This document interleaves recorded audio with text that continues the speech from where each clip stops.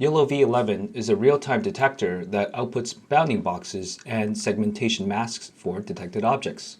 It can be used in applications such as autonomous driving and robotics to identify objects in the field of view of a vehicle or robot.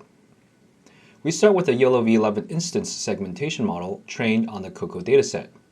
The LiteRT model was downloaded from TensorFlow Hub. Let's load the test image that we will use as input to YOLOv11. Inside our main algorithm, YOLO segment image, the entry point function loads the LiteRT model and calls the invoke method to run inference.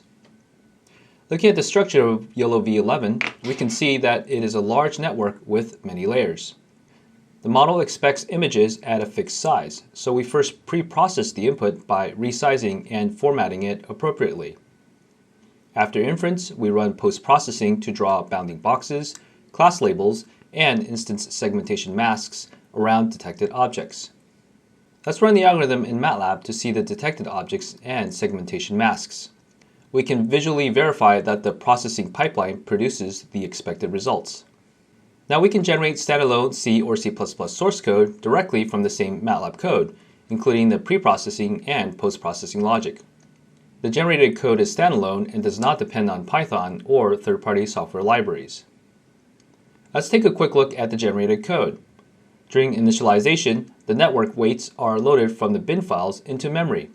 For each inference, the generated code prepares the normalized input tensor, executes the YOLOv11 segmentation network, and reconstructs the final detections by combining the predicted bounding boxes, class scores, mask coefficients, and prototype masks. The resulting standalone source code can be integrated into your existing applications or deployed to the hardware of your choice, providing an efficient path from LiteRT and MATLAB algorithms to deployed software. As you just saw, the workflow enables you to integrate LiteRT models into your MATLAB code, run inference in MATLAB, and generate standalone source code that's ready for integration with your application.